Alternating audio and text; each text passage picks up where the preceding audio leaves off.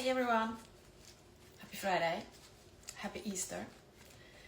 It's me, I was gone. Was gonna be the day. That was a little pause due to bad connection.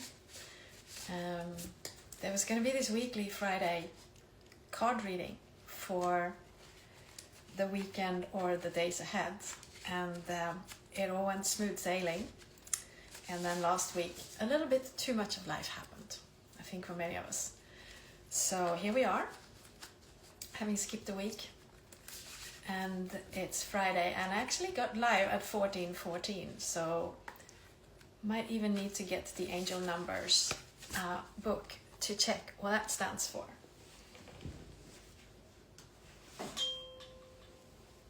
That's great, just flipping out of the picture.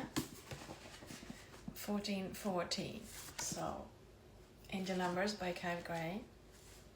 Of course, we all know that when you have these numbers, it's alignment. So whatever you feel in that alignment is true for you.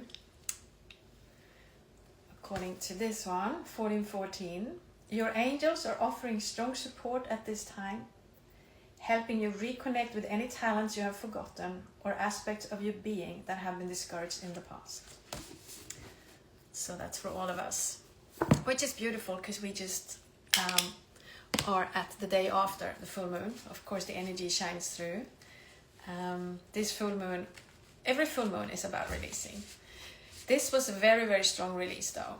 Really a release of things that are not working or have run their course for you, for me, for all of us.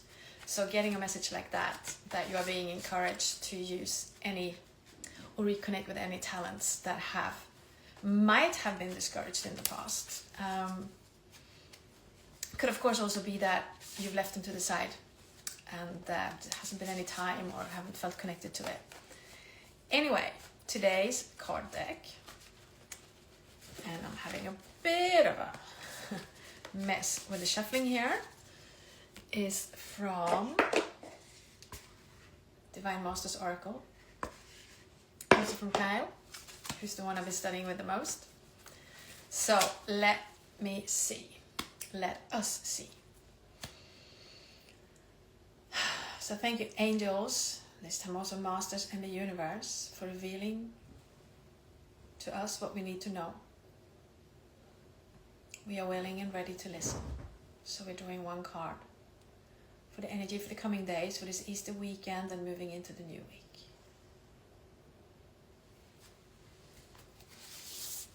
All right.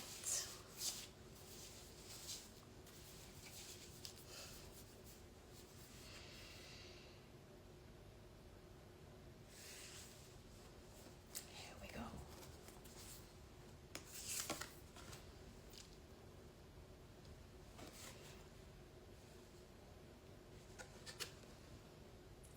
The Buddha, heightened awareness. Master Buddha, Siddhartha Buddha. So we already talked about 14:14, the day after the full moon, the big release. At this time, I do see this as the full moon behind him. We are on the other side of it, of this extremely powerful full moon in this extremely powerful year of, many people talk about running horses. It's just a very powerful creative energy where we're smack in the middle of. And it can be a challenge to sit down in that energy, and to sit down and not feel frozen when you do sit down. The subtext to heighten awareness, because we are in heightened awareness, the speed of these times and of this energy, these energies, there are many, is something we've rarely experienced before.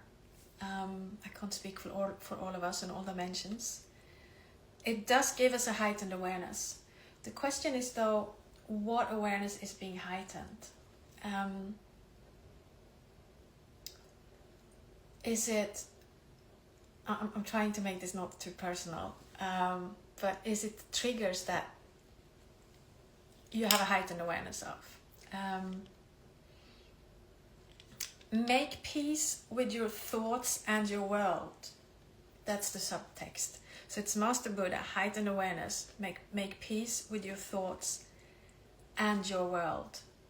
So quite often we want to get away from things.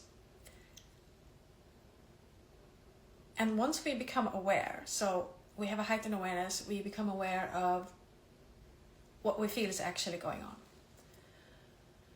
What we feel is actually going on in our mind and in the world. And we're all seeing it through a filter. Our own personal filters, and sometimes we try to place that filter upon others, or we get filters from others. This is a time, with that full moon in the back, with everything we've released, to use this heightened awareness which is here, and bring it down into your heart and let the fire of your heart really burn, keeping your feet and everything from your belly and down steady, connected to the ground, and really moving like it's, I can see like we're moving through, like we're plowing soil, like ahead. And through doing that, because we're plowing, we're releasing stuff that has been sown. Some of it we don't need. We can sow new stuff, new things. And by becoming aware of our thoughts, we become aware of what we see in the world. And when we want to see different things in the world, we come back to the thoughts and realize that we're plowing through with this energy that we have, with this energy that we are, with this body, with this mind. And we can, through focusing our awareness, plant something different. I don't get the word something else, something different, and just a slight attunement. So sitting down, stopping sometimes, sensing from your belly button down into the ground, like I'm on the floor now, so I'm sensing my sitting bones on the ground. If you're walking, it's your feet. If you're sitting, it's your feet. If you're in the car, you can feel the pedals. If you're on your bike, you can feel the pedals and the seat. Tuning into this heart fire and that awareness. And know that Master Buddha went through a lot of suffering to get to where he became the Buddha.